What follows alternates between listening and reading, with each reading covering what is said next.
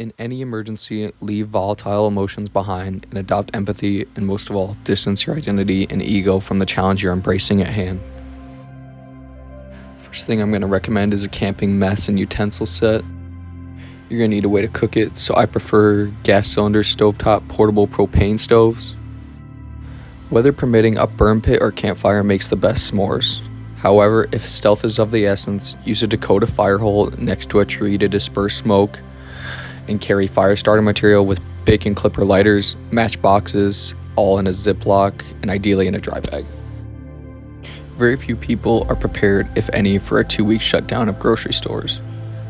Prepper supply kits can last you anywhere from 3 months to a year, and you can stockpile your own freeze-dried and canned goods, as those are very viable and affordable.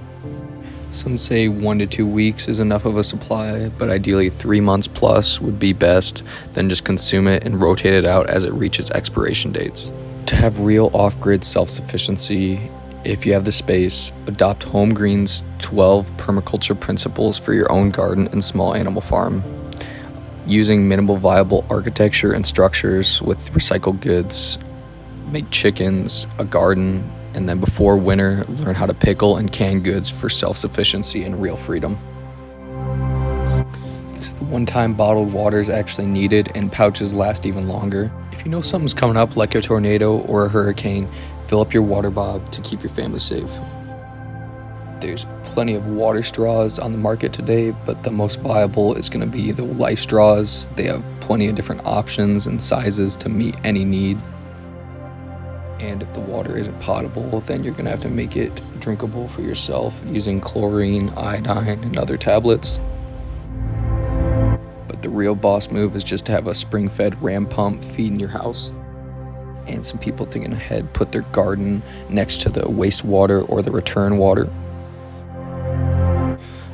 A gravity shower comes in handy while camping and is necessary when the water isn't running. Same with your toilet, you'll probably need a 5-gallon bag liners and cat litter.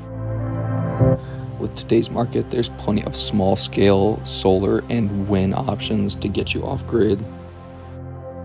You would rather be safe than sorry, and that's the motto of the generator. In an EMP, you might find you say the same thing about a Faraday cage for your electronics. It's obviously going to consume plenty of fuel, so I recommend having a reserve for the generator and for your car too, to get 500 to 700 miles worth of gas in non-ethanol fuel so it doesn't separate in storage with your fuel stabilizer. For heat, the best option is going to be a wood-fired stove, but for most that's not an option. So anyone in a northern region, a heater is going to be a must. Vent the carbon monoxide and carbon dioxide, and don't be your own worst enemy. Let your buddy heater vent. Let there be light. Hand crank, battery-operated lights, oil lanterns, and extended burn candles are all great options. Two-way radios, a hand crank weather radio, and then a solar panel charger with a power bank. Lastly, I would recommend an individual first aid kit and then family aid equipment if applicable, because once the generators run out of diesel at the cell towers, you can't call for emergency services and you are going to be your family's front line.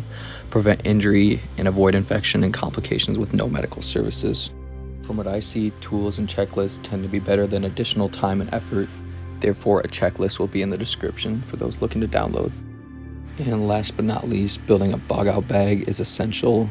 Just use the basic stuff you use while canyoneering, hiking, or making several-day backpacking trips. I hope you guys resonate with this. I was just trying to share some insights and perspectives to be prepared, and give me a like and sub.